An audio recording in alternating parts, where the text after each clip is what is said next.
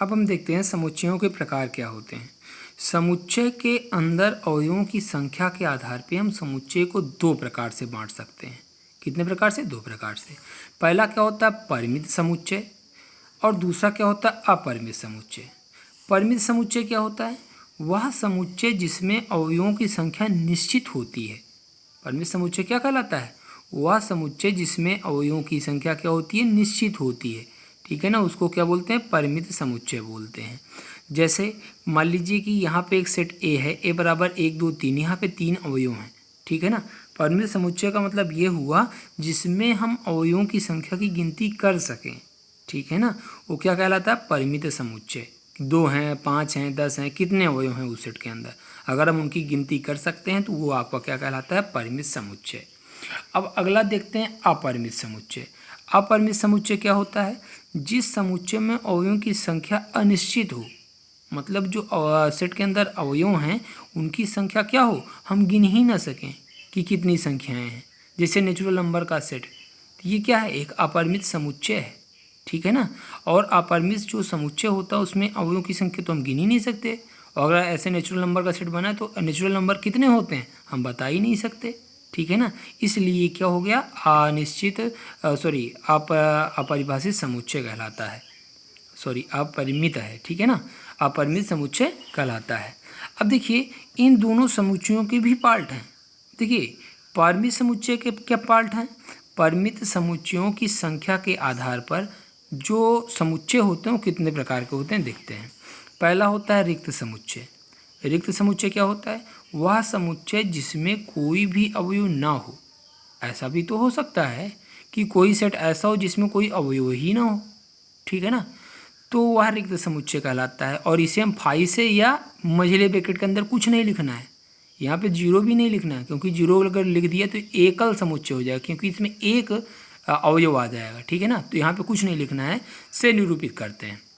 मतलब इसको फाई से, रिक्त समुच्चय को फाई से भी निरूपित किया जा सकता है, और ये मझले ब्रैकेट के अंदर कुछ नहीं लिखना है उससे भी हम क्या कहते हैं? परिभाषित कर सकते हैं, बता सकते हैं। ठीक है ना।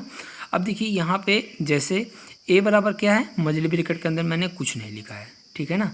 अब देखिए कभी भी रिक्त समुच्चय आता है सीधा हमको यही लिखना है फाई। ठीक है ना।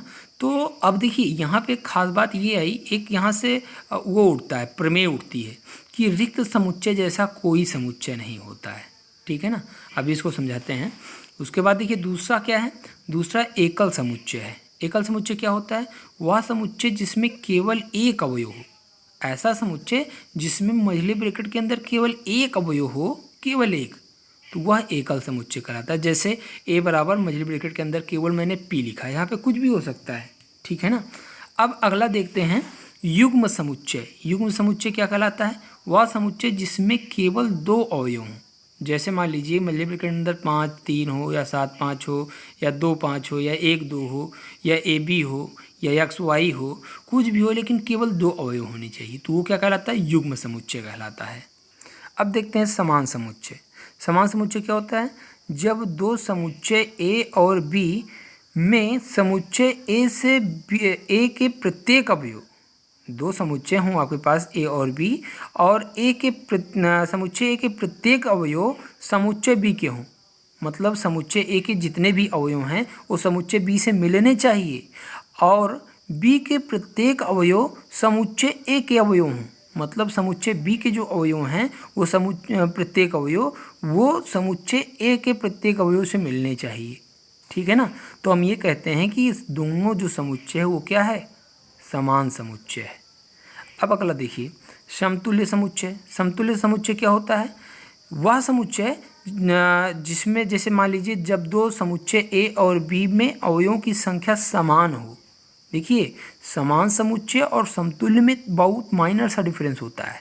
क्या होता है कि जब दो समुच्चयों ए और बी में अवयवों की संख्या समान हो, मतलब जैसे मान लीजिए कोई एक सेट ए है और ए में 1 2 3 है, और एक कोई दूसरा सेट है बी जिसमें ए बी सी है। अब देखिए दोनों समुच्चय ए और बी ये समतुल्य समुच्चय कहलाते हैं। क्यों? क्योंकि इसमें अवयवों की संख्या कितनी है? 3 है। इसमें अवयवों की संख्या कितनी है? 3 है। लेकिन अवयव नहीं मिल रहे हैं, अवयवों की संख्या मिल रही है। तो ये आपका क्या हो गया, समतुल्य समुच्चय हो गया, ठीक है ना। तो इसे समतुल्य समुच्चय कहते हैं। अगर मान लीजिए कि अवयव मिलते, दोनों सेटों के अवयव मिलते, तो उसको हम क्या बोलते, समान समुच्चय बोलते, ठीक है ना। अब देखते हैं समुच्चयों का समुच्चय क्या होता है। ऐसा समुच्चय जिसके प्रत्येक अवयव खुद एक समुच्चय हों। समुच्चयों का समुच्चय क्या होता है, ऐसा समुच्चय जिसके प्रत्येक अवयव खुद एक समुच्चय हो, वह समुच्चय समुच्चयों का समुच्चय कहलाता है। जैसे मान लीजिए कोई 3 सेट दिए गए हैं, सेट ए बराबर दिया गया है 1 2, सेट बी बराबर 3 4 है, इसमें सेट सी बराबर 1 5 7 है।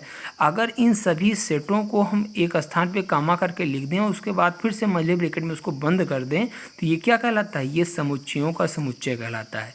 क्यों, क्योंकि ये देखिए प्रत्येक, ये जो बड़ा वाला मझला वाला ब्रैकेट लगा है, इसके अंदर जो अवयव हैं वो खुद पहले एक समुच्चय थे, खुद एक पहले समुच्चय थे ना। अब इनको हम अवयव की तरह ट्रीट करके बाहर मझला ब्रैकेट लगा दे रहे हैं, तो ये पूरा एक सेट फिर से बन गया, ठीक है ना। तो ये क्या हो गया, ये कहलाता है समुच्चयों का समुच्चय। अब देखते हैं उप समुच्चय क्या होता है, बहुत ही इंपॉर्टेंट पॉइंट है। देखिए माना ए, कोई एक सेट ए है और एक दूसरा सेट बी है, दो समुच्चय हैं और ए के सभी अवयव बी में हों।